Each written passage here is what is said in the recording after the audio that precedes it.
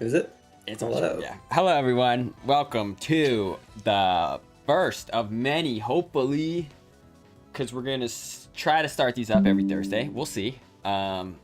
This time, and we'll change the dev. Ideally, it's me every week. Is it? It's Hello. yeah. Hello, everyone. Welcome to the first of many, hopefully. It's me. Because we're gonna try to start these up every Thursday. We'll see. This time, and we'll change the dev. I'm like, why am I hearing myself? Every week. Because I did have another window open. With the game open. Sorry.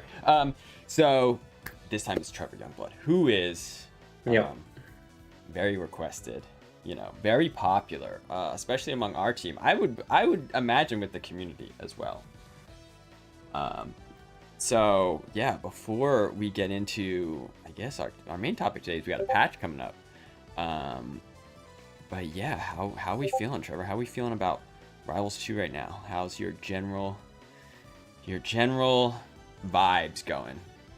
Well, generally, I love the game, but that's just me. I don't know. I think the game's in a pretty good spot right now. We're basically at the point where we can make more targeted changes instead of having to like overhaul every character all at once, which is nice. It's okay if we leave some characters alone for a little bit, which I like. Okay. A lot less stress. And then I guess the other thing for people who aren't sure, walk through what you are responsible for in Rivals of Aether II. What is this? I'm responsible for buffing and nerfing your character specifically. Every time your character gets a nerf, that was me. And it's personal. Pretty much. Yeah. But no. Not every time they get a buff. Sometimes if it's a buff, I come in, I'm like, hey, we gotta do this one random thing. But yeah, I mean, pretty much all the balance changes. They all go through Trevor, even if they're not necessarily from Trevor. That's why if you wonder like why was this changed and this wasn't, it's because I'm one person. I only have a certain amount of time. Yeah. And I mentioned it in a Nolt post as well. People are like, why aren't we doing like bigger overhauls? Why aren't we seeing special moves completely changed? And it's like, well, because Dan let me out of the dungeon. I have a life now. We're doing a lot of stuff, and Trevor does a lot of stuff. So what else do you do on top of balance changes? What's your other responsibilities? Character design, just general feedback for everyone. That's both me and you. And lead programmer. Do some leading, I guess. Yeah, I'm trying to think. Basically everything gameplay related is Trevor's responsibility. So if you like the gameplay, you're welcome. Yeah. If it's outside of gameplay, then it's not Trevor's responsibility. But even stuff like all the sound effects, animation, that's gameplay related. Trevor reviews VFX, supports on, not necessarily. That's more I have to review that, but Trevor's definitely in there making sure it works. Even stuff like we're adding more cooldowns to the HUD and stuff, that all goes through Trevor. But then everything outside of gameplay, so all the icons, emotes, skins and stuff, Trevor doesn't have to worry about that, right? That doesn't... Yeah. He gets to see it, and he can tell us if a skin is too crazy and it messes up gameplay. But that would never happen, right? Only a couple times, I would argue. Maybe Demigod Orcane's getting a little cray, but other than that, I think we're staying in a certain range. Cool. So yeah, that is Trevor. And then that says to mute your Discord. Oh, doesn't OBS automatically do that? Let me see if I can do it. Settings. Thanks, chat. Good call. Yeah, just set it to do not disturb. Yeah. Let me do that real fast.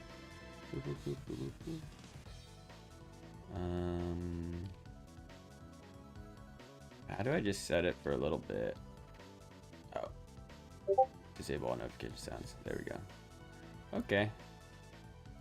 Yeah, I thought OBS did that automatically. Although, I'm looking at my OBS and it's not in streamer mode, so... No, it disappeared. Why did you disappear? Oh, now you're back. Okay. Yeah, I'm not in stream mode. I don't know. My Discord didn't notice that the stream started. Hopefully no more Discord beeps. That is my Discord though. For those of you who are interested in what it's like working in game development, all day, the whole day, pings. Yeah. To my phone, or my computer, and sometimes it's relevant and sometimes it's not relevant for right now. Yeah, let's talk about all right, so there was no balance changes at the start of this month. People were expecting stuff. People were expecting some nerfs. You want to walk through why was there this yeah, it's because we wanted to focus on a few characters. I think chat could probably guess some of them. And basically we wanted to not do a bunch of small incremental changes, so we wanted to give ourselves enough time to actually test the changes and make sure we're not putting out like half-baked stuff. Yeah. No, I think it's good. I think we are going to slow down our cadence a bit.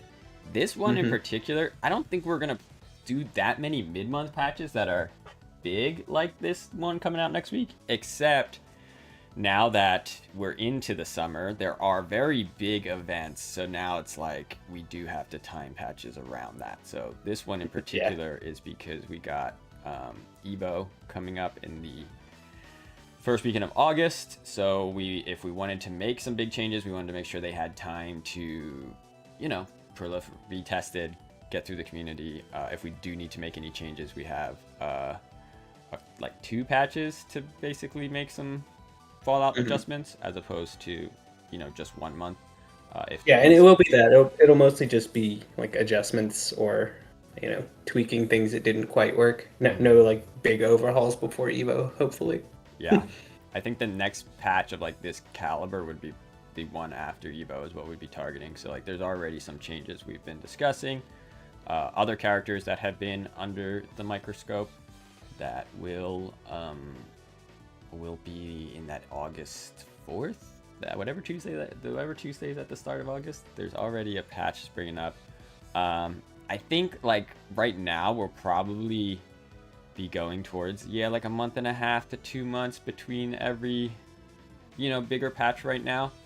And then ideally we'd get to like next year maybe like 3 months if we could, but I think we'll have to see kind of where the balance is. Right now I think there's a lot of people who still feel that the power level across the roster is a little high, so it's like I think right now we do still need relatively, once a month is good, maybe a month and a half is pretty good, but I think if we were at 3 months, that would probably be a little too long to let some of these strategies sit. We're getting there though.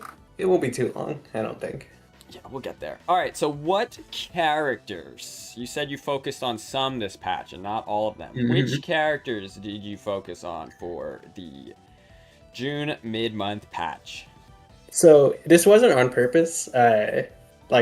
It just happened to turn out this way, but it was Zetterburn, Ranno, Kragg, and Wrastor, who happened to be the first 4 characters that we made for the game.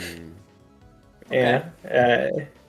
And I think for the most part it's because, some of the characters are just, a little bit of a menace in a competitive setting. Shout out to Luke on the team. Let's go, Menace.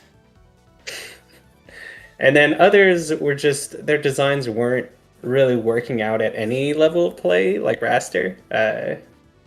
He just, wasn't doing well at low level, had, a little bit of high level representation, but wasn't really that played.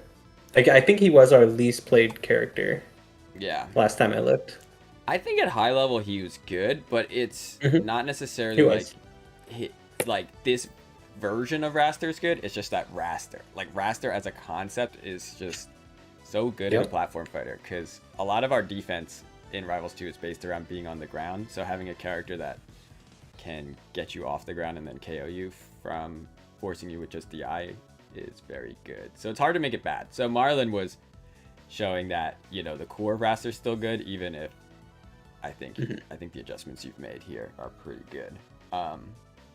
Sweet. So we got those 4 characters, and then we got a big universal change coming in. So what's that? Walk us through it. So floor hugging, everybody's favorite mechanic. Basically, it isn't working how we want it to right now, just because the things that it's meant to counter are a lot easier than actually using the timed floor hug mechanic. So what we wanted to do was remove the timing aspect of it, so you just hold down again, but then balance it to where the frustrating parts of it are toned down. So for instance, we made it not last as long. We made it have more direct counters than just, grab and spikes. Stuff like that. And basically, the goal is to allow us to keep other attacks strong without having to keep nerfing them over and over and over again until they're not fun to use anymore. Yeah, so auto floor hugging, as it's called, which I think a lot of players are maybe trepidatious or nervous to hear that coming back. There's a couple of reasons, as Trevor mentioned. I think one of the biggest ones for me that we were going this route, I think there's people who just want floor hugging removed entirely, which, I think would really make the game a lot less interesting and remove a lot of depth. But it's not something that, I think it's something that, we're willing to explore everything. But right now it's like, we need to have a version of floor hugging that actually works how we intended. One thing, when we moved it to SSDI, which is the single shift DI input or single smash DI input, was because, hey, we were seeing that using this was really easy, right? And countering it was really hard. So we're like, we need to make something to make it harder. The downside of it, though, is we introduced a mechanic into Rivals that basically did not have any mash protection. Right? Which we generally try to never do mashing, but we kind of introduced the mechanic where if you were holding down with one stick and then mashing the C stick down when you're on the ground, and you're in recovery, or you're even in a middle of a combo, if you're just holding down and mashing down the C stick, that can be optimal at times, right? Because there is no lockout like there is with teching, right? There is no, you got it if you're timing it correctly. There can't be, because of how many different situations you would just press down in, and because the input was needed during hit pause, right? And hit pause can be so close together for each attack that like you couldn't reasonably get a lockout that made sense for SSDI. So we kind of introduced a mechanic that would benefit from mashing, which we definitely don't. We want to avoid that. So that's one of the reasons we were looking at, hey, I think the SSDI floor hug isn't necessarily the play. I think it did help us for a bit, kind of make this mechanic harder and less frequent at low level. But that was one thing we were looking at, was mashing. The other one was, we've seen a lot of complaints in general about floor hug, just how it affects game feel and how it affects people at their skill level, wherever that's at, whether they're stone or master. I think we've seen all levels of players reacting to it. And one thing I noticed pretty clearly is when you read some of these, you can kind of tell a lot of the reactions, at least since launch, are people who very much dislike it, but you can tell that they're not using it themselves, right? So a lot of the complaints are from the point of the aggressor, right? Because there is like a lot of counterplay, or not counterplay, there is a lot of interest to it, and there's also, you are taking damage, so obviously there's a downside that a lot of people just ignore right off the bat, because it's like, I always win the situation if my opponent holds down. But you can tell they're not using it, and one of the reasons is because other than the moves that had auto floor hug assigned to it, it's hard. It's hard to use consistently, even at the top, even at the tippy top level, because hit pause is so short. You don't know what attacks you're going to be getting hit with.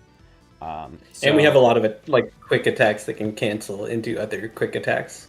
Right. So to let people have like a fair shake, like it needs to be accessible to these players who, are struggling with it, right? Like part of the reason they're not using it is like integrating into your game is more than just holding down, even though I think a lot of people say, right? They were like, hey, is hold down simulator, right? It's like, well, it's more than that, because if you could just hold down, it would be easier, and you would get to use it more, right? So that's one of the things. It's like making sure that everyone, the people who are complaining about it have more of a chance to actually use it on their side and see some downsides.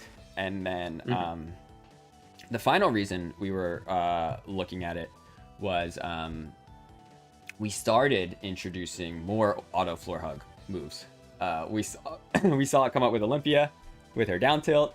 It's on Zetter Shine. So it's like having these have to come into the game and be like their own bespoke thing. And then obviously jabs, which have been that from the beginning.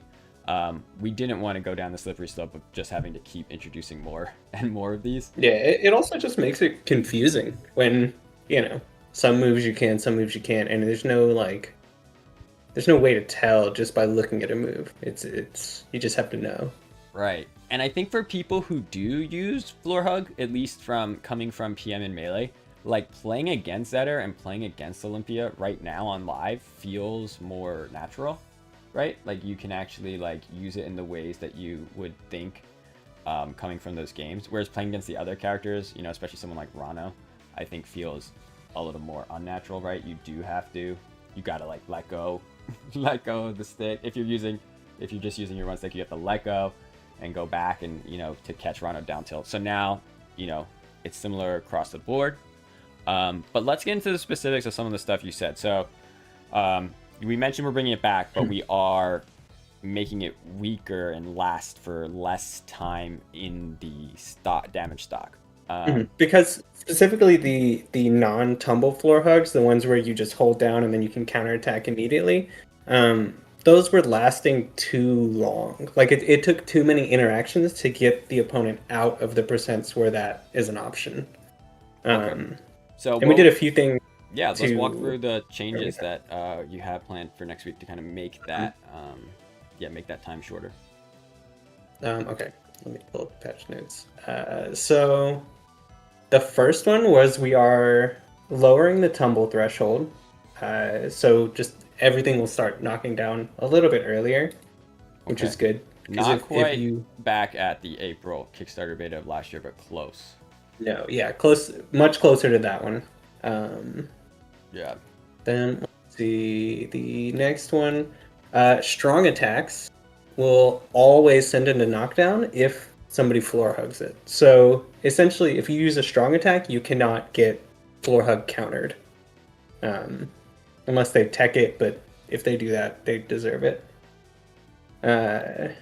What else? Even then, it's like very tight, right? Like a lot of strong attacks still won't be punished. It depends on how much recovery the strong attack has. If you can actually tech in place and get a punish. And I think there are some exceptions to that, like Forsburn capes and fleets, like late hit over arrows. Because that would be really crazy if those knock down all the time. Yeah, and it's the strong hits, right? It's like the strong hit of a strong attack. So if it's a multi-hit, it's the final hit. Yeah, exactly. And then the last one is whenever you floor hug, every time you floor hug, you will take 25% more damage from the hit that hit you. Which basically just means the more you use it, the faster you're going to lose access to it. Yeah, this is a big one that we're trying out. I think this is probably one of the most experimental changes. So like this is one where I could see us adjusting as we go. This is also one where we will be watching into July. But the interesting thing of it is a lot of people say there's no downside, right?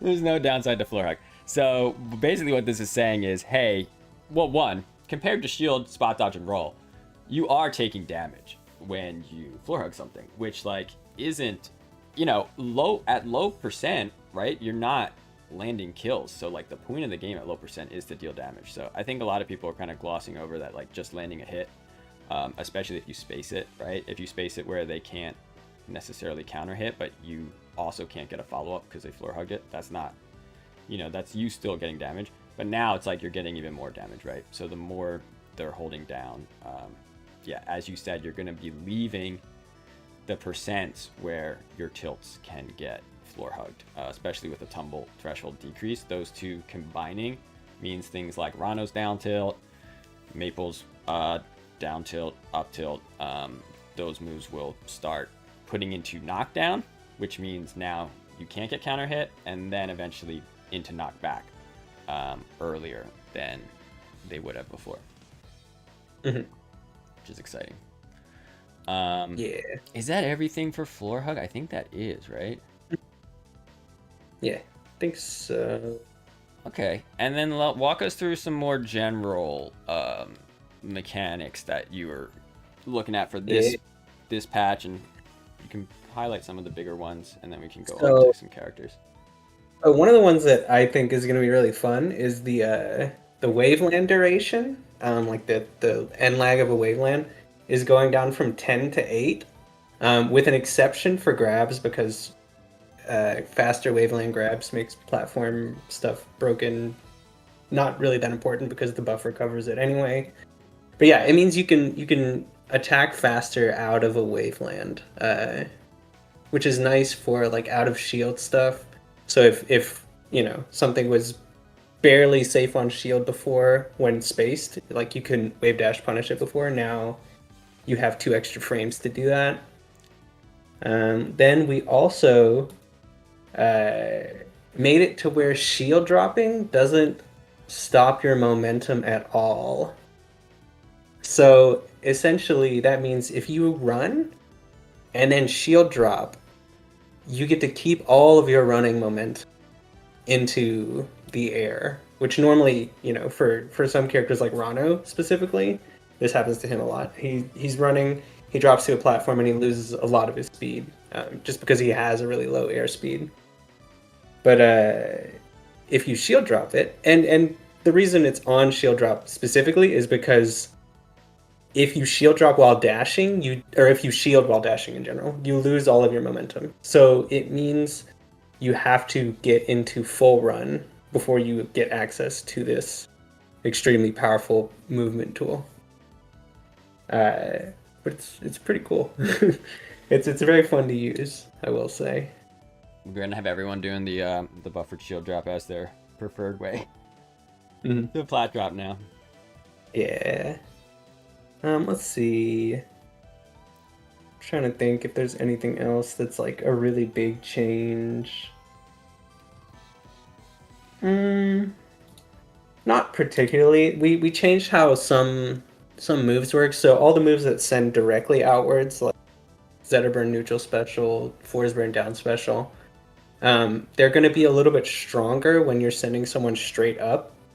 And that's to help 2 separate cases. So for Zetterburn Shine, whenever you were using it directly under someone, send them straight up, it was so weak that you could just do whatever you wanted afterwards. And then for Forsburn's Combust, it would always feel extremely strong when you're sending somebody like out to the sides, but off the top you could basically just never kill anybody. So for both of those cases, it now functions in a way that is more consistent with how those moves work. Just because sending someone upwards has to be stronger if you want it to feel the same as sending someone outwards, because gravity is counteracting all the momentum. Yeah, and that is how it worked in Rivals 1, but Rivals 1 went through like a bunch of iterations to get to that. Yeah. I remember, I think it was Menace or someone from Rivals 1 making an image of like what Combust knockback is, and it's like, yeah, like a lot higher on the top and then decreases as it went down to the bottom. Yeah. It was really, really goofy looking when you saw the graph. And it wasn't even, I remember, either. We had to make it like the corners were a lot different than the sides because of to match expectations. It's funny, like the numbers aren't always, people want to see like that smooth arc, and it's like, actually, to have this feel right, it's more like a freaking look like a pineapple or something. Yeah. I think that's pretty much. I mean, there's a few more global changes, but nothing too big. We're changing. We'll see it in patch notes. Yeah, we're making some blast zone changes to 2 stages. Hit us up with those, because these getting pretty late. But yeah, these were just added recently. So basically, we're bringing fire cap side in a little bit. It's still going to be the widest stage, so it's not like that much is changing, but it's noticeably more narrow. And then Godai Delta, we're bringing the top blast zone down pretty significantly because basically we looked at all the starter stages and all of them had high ceilings. And then Godai Delta just had larger blast zones in both directions. It had the tallest ceiling and the widest sides. So what we're doing, we're bringing the top down to make it unique among the starter stages, which I think increases. I'm gonna love it. Yeah, I'm gonna get a new starter stage because I pick Harbor right now for the low ceiling for Maple. I think it's really good in certain matchups. So like having a starter where I can benefit from those early vertical KOs would be pretty sick. Yeah. No, I think it so far from the testing we've done, it feels really nice. Cool. And these ones are another one where we'll definitely be monitoring it. Sorry, I have I don't know, a cold or something going on. But we'll definitely be monitoring it because I could see like slight number adjustments if like, oh, maybe we went too far. Like that would be something we target at the start of the July patch. But with what we have right now, I think you did pretty good of changing it in a way that people will notice it, but it doesn't feel too different. It's not crazy. It definitely feels different when you hit somebody in the corner of Godai and they actually die. That's a big one too, because it's like you will have to be aware of your DI on a lot of moves on Godai to not DI, maybe not DI in, right? You might have to no DI in some cases because DI in is gonna get you killed off the top. Yeah. Olympia up special, baby. It's gonna be getting some kills. All right, the big one. Let's go through some characters. Yeah. Okay. Should I go get training for? I guess. I mean, I could for some. Yeah. All right. Yeah. Let's boot up the game. All right. Or yeah, you go into training.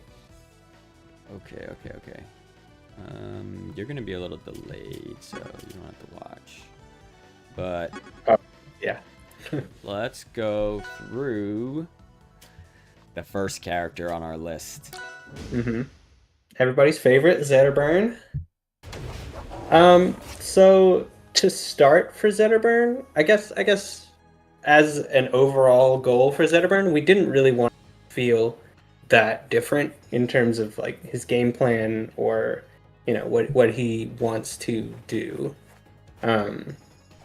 But we did want to tone down some of the things that are obviously a little bit busted. So first, we are toning down some of his movement stats a little bit, just specifically his horizontal speed from a grounded jump and a double jump. That's getting toned down a little bit because what was happening was he has a lot of moves that send people upwards, and because of his jump speed, he was able to catch them like most of the time. So we're toning those down just a little bit. It affects his the biggest thing I've noticed that it affects is his up throw combos. DI out on up throw actually matters now. I mean, and up strong being a combo starter. Yeah. I mean, up strong fun. Up strong really good. Nothing too much on that move. And then one of the other things that we did was we made his shine a little bit smaller. Not so small that it's smaller than the visual, but it's definitely noticeably harder to land, especially in cases where like you're wave shining somebody or you're doing it out of shield, stuff like that. It's noticeably smaller. Let's see. Let's go Maple. And then after that, we also wanted to hit his recovery a little bit because basically his on-stage game is extremely strong, and it's still going to be extremely strong here. But his recovery was a little too good, and so it kind of counteracted that, where he was good on stage and off stage. And we did a few different things to change that. Specifically, his up special, the speed that it goes is faster at the beginning, but slows down over time. It's not something that's super noticeable, but it'll help when he has to do those really long distance up specials, because towards the end of the travel, he's gonna kind of stall in place a little bit more. And then we also decreased the distance of his up special by a little bit. It's really not that much, but it's very slight decrease to the total distance. Then we... Oh, his aerial down special. So his aerial down special restores his double jump after diving a certain distance. And what we did was, each time he uses down special in the air, that distance is going to get a little bit farther. So it's going to take him longer to get his jump back each time he has to use that before he lands. So basically what this does is it makes his recovery weaker every time that you knock him off stage. So he can't just keep rinse repeating and coming back to stage. And I like that one a lot. Then his down special cancel. This was a funny one because one of the things that makes his down special cancel such a good recovery move is that the ledge grab box was just so disjointed from where his actual body was. So we just changed the animation. We moved him more upward so that the ledge grab box isn't so far above him.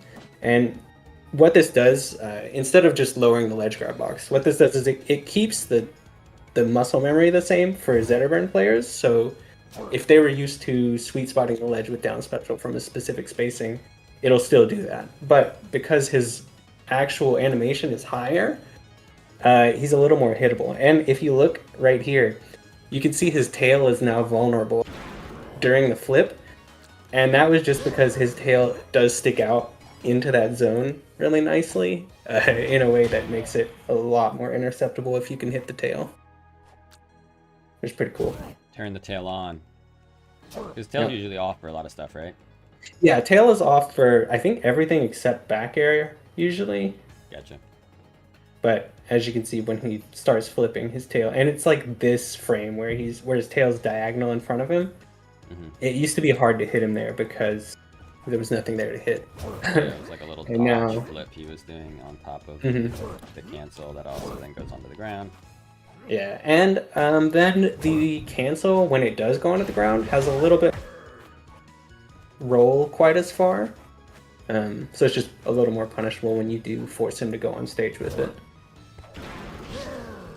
Let's see, is there anything else? That's mostly it for the recovery. And then we also shrunk his neutral air because that move was a little too crazy and hard to intercept. Yeah. Oh, and then this one's probably going to be most people's favorite change. His back air has a good bit more knockback and sends more outward for both hits, both the inner and outer hit. So now when you DI back air out, it's going to actually do something for you instead of setting him up for more upstrong. I will say this is not totally a nerf because one, back air is now I got killed better by at back edge air guarding. beta. Yeah, I DI'd it out when I didn't have yeah. recovery tools, and I died. And I was like, oh, that's something I have to think about now? Yeah, basically, it's making back air more interesting in a way that it's just like on live, back air. Yeah. Back air is basically just back air up strong. And now it's back air into follow their DI and follow up with something other than up strong sometimes. Yeah, and you have shine to keep people close because you get to space that. So like back air really did feel like it was just a shine you had to think about even less, and it pretty much always could compensate the up strong. There were some characters where it could every time. Yeah, which isn't great. Not ideal. That's pretty much it. Zetterburn, he got a few more things, but they're things that you'll read in the patch notes. Nothing too crazy besides those. Yeah, I think that's everything for Zetterburn. It pretty much all nerfs. There's like a couple things that you could consider a buff / tweak, like the back air is definitely, depending on how you see it. But everything else is pretty nerfs, but nothing crazy, right? Like even we talked about the movement changes, which I know sometimes people react very negatively to movement changes across the board, right? We saw it a bit with Fleet, with their Ericel, we saw it with Clarin. I do think it's very important, especially this first year, for us to be able to do that, because like that is like the one way we can make sure characters are like falling into the archetypes that we want, right? Where it's like, you know, what is a Spacey supposed to look like in Rivals 2? What is a rushdown character like Maple supposed to look like? So like being able to hit those movement speeds and compare them to the cast and say, hey, why does Ranno have the, you know, fastest run speed, for example? Like, is that where he's supposed to lie? And you could argue yes, because the way Ranno's supposed to work is really good movement on the ground, but as soon as he hits the air, right, he loses that speed. But then other characters, right, it's like, hey, what should Maple's friction be? Things like that. It's like we need to be able to adjust those, especially now, because we're getting a better idea of like where these characters are supposed to lie in those values. And if we just left them alone because we're afraid of messing up with people's muscle memories, then we'd be stuck with like some of these early characters would just be a little confused in like where their identity is. Yeah, and it makes it hard for us to add characters later that have, you know, more normal movement properties, because they're not going to be able to keep up with the superheroes. Exactly, yeah. So even though I don't like doing these changes, we are probably going to see more. The Zetter ones, I will say, as a Zetter main, you're probably going to notice it, but like Zetter's my 4th, 5th character. The jumps and the Ericel stuff that was hit is I don't notice it. I don't know. He feels the same. It's not too crazy. Yeah, they're all like less than 10%. You know, they're like 5% changes basically. Okay. Well, let's go. Yeah, and also stuff with movement nerfs. Also, basically, they don't feel as bad once every character gets them too, because, you know, it won't feel like your character can't keep up because of the movement nerfs. Yeah. All right, next character. Oh, Ranno. Yeah. Ranno. What did he get? Oh, one thing Ranno got that actually I like changed a lot. His hurt boxes are a little thicker now. Because he's a skinny little frog. This one you can notice right away, but I mean, in terms of how does it affect gameplay, it's not actually as impactful as it initially looks when I put on hitboxes and he looks thicker. He's a thicker boy now, because we're talking centimeters in the Rivals 2 engine, not pixels anymore. Yeah. But it does help, right? It does help be like, okay, like, he's not as thin. It helps a lot, especially with characters with really long legs, because a lot of times in their animations they'll like be sprawled out, and then you'll swing a sword at them, and then it'll go between their arms or their legs, and I feel real bad. Got quite a few people sending me clips like that. So this one helps a lot. His hurt boxes aren't longer; they're just wider, so it's not going to make like things hit his feet that wouldn't have hit his feet before, or anything like that. Let's see, what else did he get? His run speed is a little bit slower, specifically run speed, not dash speed. Dash speed is the same, run speed is a little bit slower. And I think that's going to help a lot with a lot of the combos that we were seeing, where it's just, oh, everything leads into forward air. That's because he could chase you down so fast and then, you know, jump up and hit you with whatever. I think probably the biggest change Ranno got is that he can no longer fast fall during neutral special. So basically, the ability to fast fall during neutral special made it tough to do anything about him using the move in neutral. So he could just, you know, jump around, start charging, fast fall onto your shield, and get the right spacing every time. Right, that was the annoying part, especially on shield. It's like he made the move so safe. Yeah. Aerial dash. Aerial special, yeah. And I also think this change is going to be one that Ranno mains are going to take a little bit of time to adjust to, but once you get used to the actual spacing for non-fast fall neutral special on shield, it's really not that hard. Let's see, what else did he get? His up special's rising hitbox got toned down a little bit. And that was basically because edgeguarding him with hitboxes basically always got you hit. Like if you stayed on stage and did a down tilt or something. Yeah, I mean, he loses the hitbox, so like before the sweet spot comes out, so like depending on spacing, you could hit. It was really like it's just so fast, and he had that disjoint above his head that really hard to challenge with like a spike. So it's still good. Like it's not. I'm not gonna say like you're gonna be spiking this move all the time, but you have some more opportunities, especially if you have a disjointed spike. You have like there's a little bit more opportunities to catch his up special from above because the hand hitbox just doesn't reach. And then the horizontal distance that he can get with up special was nerfed. Specifically, he gets more air friction in the recovery window. And that was basically just so he can't recover from his horizontal up special. Like, you removing Ranno's resources will now hurt his recovery even more. And on that same theme, he also now can one bubble per airtime.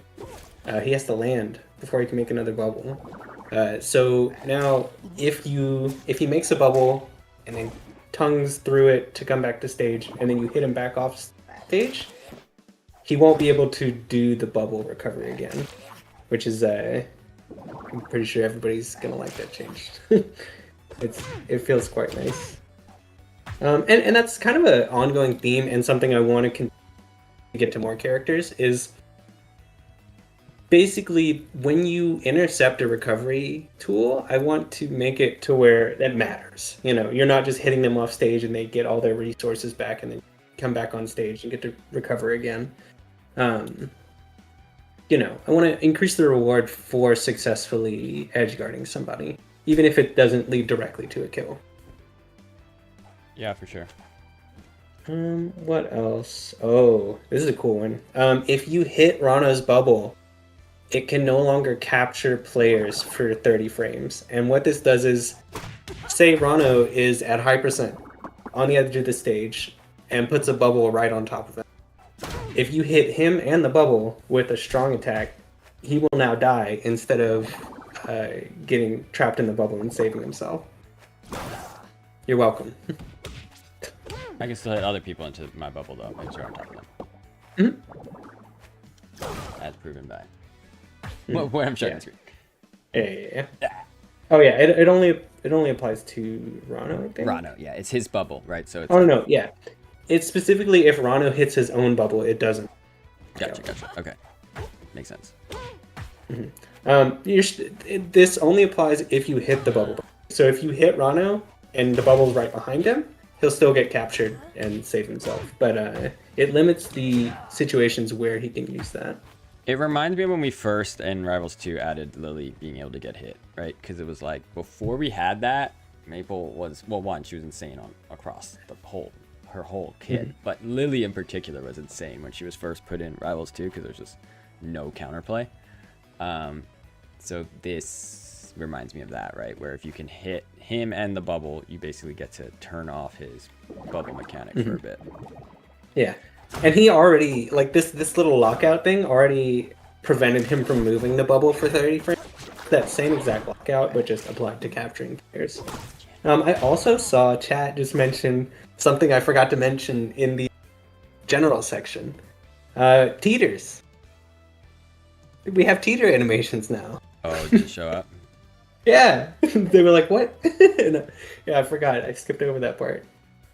Yeah, because that's in we're going through like gameplay changes. This is included in the patch notes, but in like the features section basically. Yeah. So this is Luke, a different Luke on our team, an animator who has gone through the entire cast. Do we want to also reveal the other animation that's coming? It's not in this build, so no, it can be a secret. Okay, let's not reveal it then. Yeah. But there will be another like cool personality animation. Yeah, there's another polish animation coming in to improve the game feel. Don't people love that? We're still making the game better, even though it's out. We're like, yo, let's make it feel better. Okay, then Ranno also got up tilt knockback. It has less base, more scaling, so that it stops comboing into itself eventually. It also got a few frames of recovery, and then up strong also got a few frames of recovery. Good. dude. I purpled with it. I'm switching to Ranno, dude. Ranno main. I get people to 190 all the time. I'm so sorry. No, yeah, I'm stone cold killer now. And then up strong.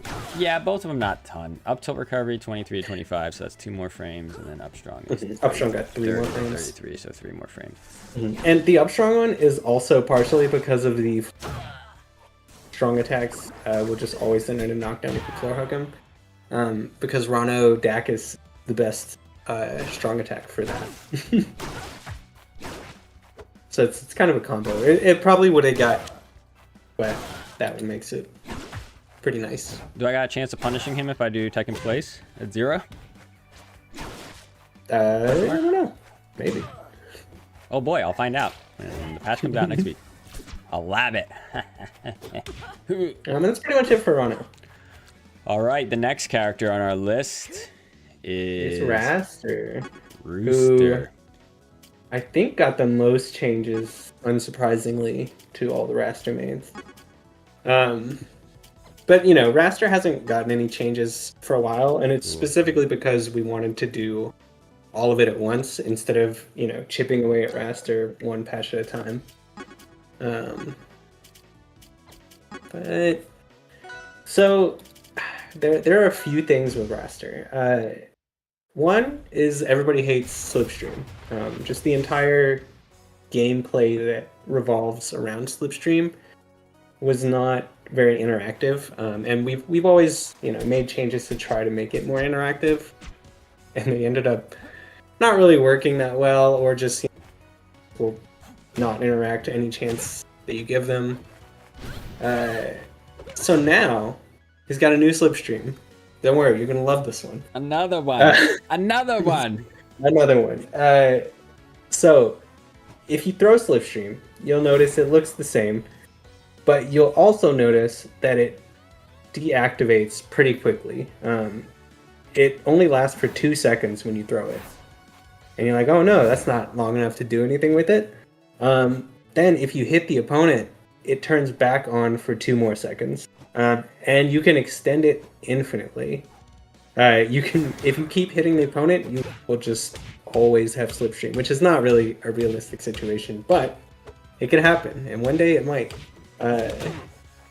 Also, hitting with the projectile makes it active for just because to reward you for actually using it instead of throwing it backwards.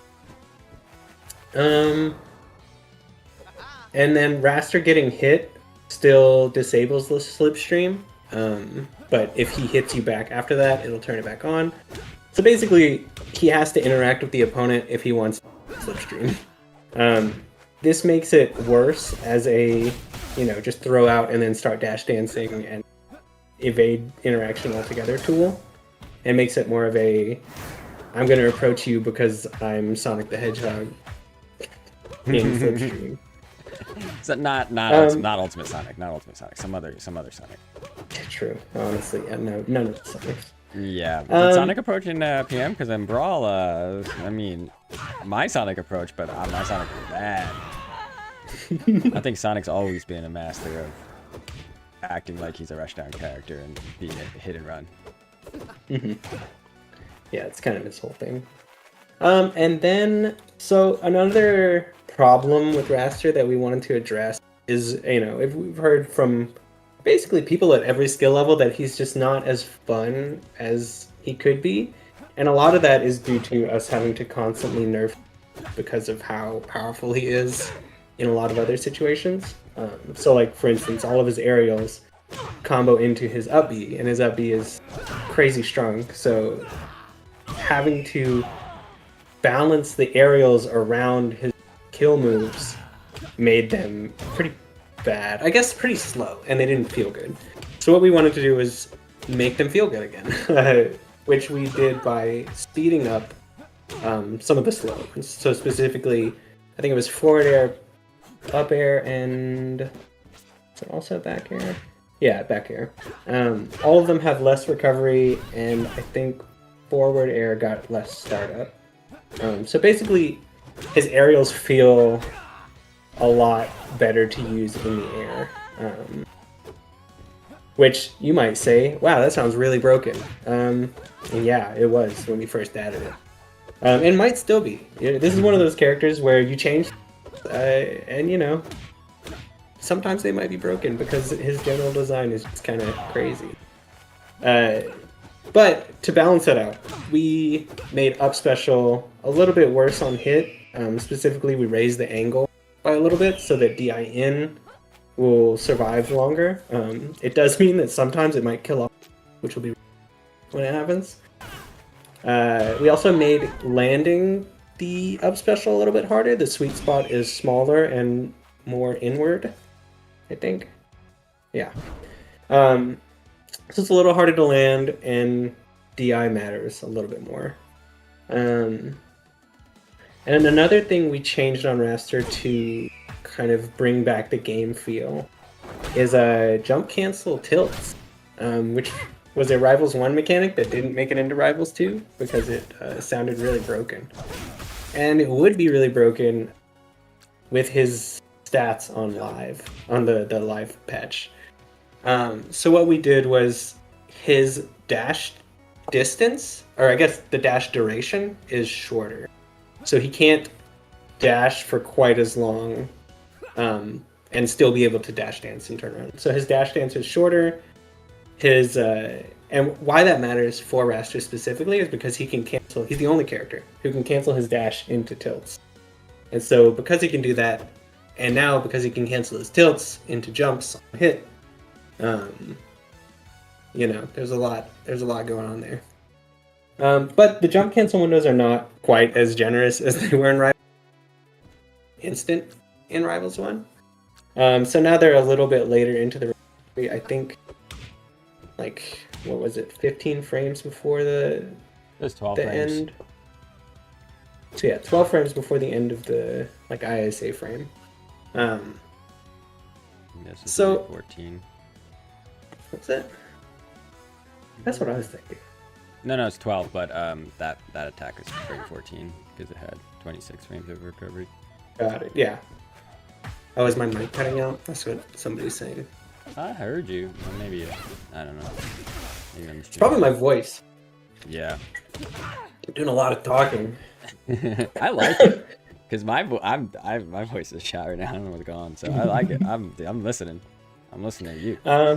So yeah, Wrastor, basically we toned down some of his movement stats outside of Slipstream and a few of them inside of Slipstream. Specifically, his max air horizontal speed and his air acceleration. And basically what that does is makes him have to commit more to a direction when he's comboing, and also the max horizontal airspeed decrease makes it to where DI out matters more against him because he will have a harder time catching up to you. The changes aren't huge though, so you know he'll still be able they're to on do like the Wrastor stuff. they're on the 5 to 10% range. Mm-hmm. And then we fixed this. Wrastor mains will like this one. We made his neutral air, the first hit, link better into the second hit, like how it used to be before we made it send really far forwards. There were arguments for both versions of neutral air, like being valid, but honestly, we got so many complaints after we changed it that it was, I think, worth changing back. The CPU's floor hugging me. My favorite game. What are you gonna do about it? I mean, I'm still getting the Nair, so maybe I'm just gonna keep using this move. Yeah. The second hit And then knock pops up. the third big problem that we wanted to address with Wrastor was that his results, or not his results, but his tier placement was very different at different levels of play. So I think he's like by far the worst character at lower elos, and then he's actually really good at higher elos, which is, you know, obvious because of his strengths. Call that the inverse Loxodon problem. And I think why this happens is because his kill confirms are actually a little more precise than a lot of other characters. So, you know, he doesn't have just a strong attack that you can just throw out on the ground, like a lot of other characters, where he kind of has to combo into the moves that kill, and when you're at a skill level where that's not going to happen as often, it's just extremely hard to finish stocks with. So what we did was his strong attacks, the claps, the upward and the sideways clap. We made the sweet spots like significantly easier to hit, but then tone down the power of those spots so that he's not, killing people at 40% with them. So for forward strong, if you look at the stream, the entire front hitbox is now the sweet spot. And the back hitbox still has priority, so you still have the spaces to get that, but it's noticeably weaker, but so much easier to land. And I think that's going to make a big difference at the lower, like, elo levels. Up strong has a similar thing. It's not quite as generous, but the sweet spot is noticeably bigger. Let's see. We also nerfed his down strong because that move was kind of a terror at all skill levels. Specifically, if you miss with down strong, the distance that you have to travel before you can cancel it is 2 whole meters longer. So there's a lot less of a forgiving. Like you might kill yourself if you use it too low and don't hit the opponent. Let's see. One thing that Dan's been kind of showing is the neutral special. So we wanted to nerf neutral specials like potential as a recovery move. And to do that, all we did was make it not stop his momentum when he starts the move. So essentially, if you're rising when you use neutral special, you'll still get as much as you did. But if you're falling and then you neutral special, you have to make up for that downward momentum to gain any height with it. Which I think it feels pretty cool and intuitive.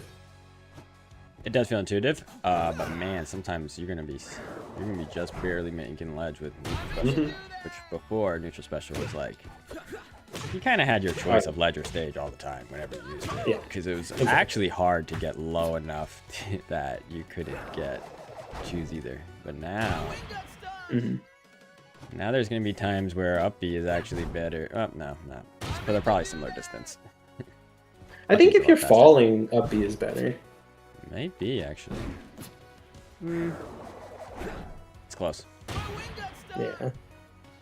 Let's see, what else? I think that's pretty much it for Wrastor, but that was a lot, There's quite a few changes. Yeah, and we're going to be monitoring him too, because we mentioned skill levels. One thing I noticed, so he's very bad, he's not performing good at low level. And he's also like hard, right? If you're in bronze or silver right now, if you play against Wrastors, if you see them, like, you can kind of tell their like what their struggles are, right? Like being able to get kills, and then just kind of like what moves they're relying on. I have noticed lately there is a platinum Wrastor that has arisen, like a play style, and it's I thought you meant a specific platinum Wrastor. No. Just there's at least in the West Coast there's a couple, but like also that style, obviously to be in platinum and maintain, right? They're keeping a good win rate. To me, it's like it's kind of like cheesy dependent right now. It's a lot of like setting up this down throw, because like that teching situation is awkward, and a lot of people don't play against Wrastors, so it's easy just miss the tech, and then they're down stronging, and then they're hitting you with like certain combos. And then it's also a lot of like tech chase, they read your option and they up special, so it's like pretty reliant on up special, pretty reliant on just kind of throw stuff. I think like these changes alone are gonna allow players at that mid tier to just get to mix in a lot more of his kit, right? I think like right now in platinum we're seeing Wrastors finding success, but it's not necessarily like the most fun for the Wrastor player, honestly, right? Having to like kind of rely on like these more gimmicky things to like surprise people. I think now we'll see a lot more of like getting to use, getting to like chain an up air, stay in the air, into a forward air, into the bigger clap. Like that stuff's just gonna feel a lot more fun than like setting up a tech chase and then punishing with up B every time. So like the up B, the angle is a bit higher, so that's not killing as early, and the other options are just going to be a bit more reliant for players at this mid level, which I'm pretty excited for. I think he'll be more fun to play as and against at the low and mid levels with these changes. Yeah, I agree. All right. And if he ends up broken, we'll patch that too. Yeah, I am a bit worried at the high level right now. So like he's probably the most likely, if there are going to be nerfs coming in the July patches. Probably Wrastor. It's the guy specifically he'll the magnifying glass. Aerials might end up Specifically what? Sorry. His aerials. I think his aerials might end up needing some sort of knockback change, but we'll see. In Rivals 1, we did so much over the years. Hit stun, modifiers, everything. We did everything we could. All right. The last major character. Yeah, is Kragg. So Kragg basically just didn't feel enough like a heavy, and his results were also very good at every skill level. Turns out when you make a fast, heavy character with a good projectile and an amazing recovery, you might be a little good. So what we're doing to Kragg, I made his leg hurt boxes thicker, similar. His legs are really wide, and so hitboxes would whiff on them a lot. You're cutting out just a little bit. If you, I don't know. Oh no! Just be closer to your mic or something. I could try. Hello, Mike. Let's go. So his horizontal jump speed, specifically from the ground, is a little bit slower than it was before. And what that does is, basically, before he could just run, jump forward, and then threaten the entire stage with a forward air. And now that distance is decreased. As you can see, he can still do that to some extent, but the overall distance he can cover with it is a little bit less. Yes, that's pretty good. Pretty good. Yeah, it's definitely not super nerfed. It is a light touch, but it's noticeable. If you pull up patch by patch and compare the distance, it's a little, it makes a difference. Good. Then his up tilt is getting some nerfs because that move is just it's the move that I think transitioned the worst from Rivals 1 to Rivals. Specifically because Kragg got a lot bigger. So this move that was good but not like over centralizing, ended up like hit the biggest cornerstone of his kit in Rivals 2. So as you can see, the body hitboxes are a good bit smaller. I think all of the hitboxes are a little smaller. It has 2 more startup frames, and then hit 1 has... Wait, I think I wrote this down wrong in the patch notes. I'm gonna have to go read that. The patch notes say that it went from 1 active frame. Pretty sure. So basically, we're making it a little more difficult to land. Yeah, okay. Let me fix that real quick. 2, 1. And what that does is hit 2. So even though it got 2 startup frames added, hit 2 is still only going to come out 1 frame. Yeah. So it's, that's nice. Basically means if you're using the early hitbox, it'll be 2 frames. But if you were just using the upward hitbox, and then he actually got a few damage buffs. So down strong got some extra damage. It went from 11 to 14, which is not insignificant. Forward air got 1 more damage. Up air more damage. And that was basically again to make him feel more like, because his aerials, they hit like a truck, but they weren't dealing the damage of a truck. So I wanted to make that feel a little more natural. And then his air hit 3 is it got less base knockback, more scaling, so that it's not just the same knockback at every percent. And then a big one, his down throw has 4 more frames of recovery. Um, and I think that's something that everybody's gonna like, including honestly the Kragg players. What I've heard from a lot of Kragg players is that down throw was just boring because it was kind of just a guaranteed follow up. You got the same thing out of it every time. So these 4 extra frames make DI and make Kragg have to, think about what he's doing a little bit. Against certain characters. Certain characters will probably.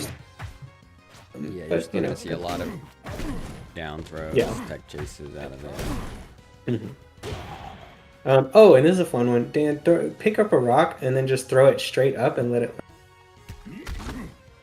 And watch what happens. It gets pushed to the side instead of Kragg getting pushed to the side. Wow. Yay! Okay, Kragg still got pushed to the side in that case because Zetterburn was right next to him, but yeah. It's moving. It moves. It pushes me. It pushes out in like what? It's funny because you think that's a simple change. That was like the hardest change to implement of this entire patch. But I had Kragg mains ask me for it, so you're welcome. This is closer to Rivals 1, right? This is how it worked in Rivals 1. Was it this quick to move in Rivals 1, or did it have like a? I guess I probably did just do get out of. Yeah, it was instant. Cool. Yeah. And yeah, it basically just makes it to where it doesn't mess up Kragg's strategies. And there's actually some things you can do with it. And it's pretty much all Kragg got. His was one of the light patch notes. This is one of the shorter sections. Yeah. Some bigger changes, but less text in this section when you see the patch notes. Yeah.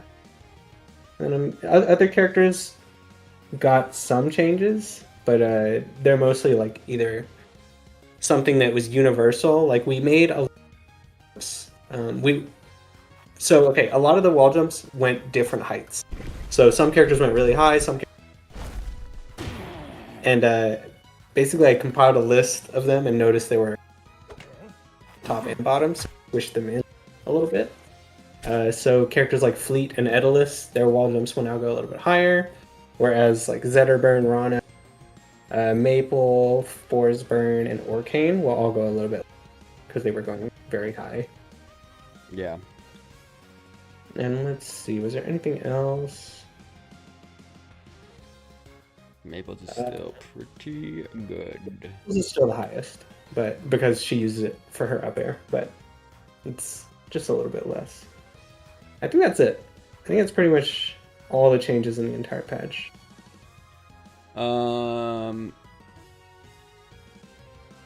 Yeah, people are asking Loxodon nerfs. No. Oh, Loxodon. So Loxodon's only change was his forward throw now does a more accurate trajectory calculation to determine when. And that's because Absa was he would just miss because she's so floaty. Yeah. So it doesn't actually change anything.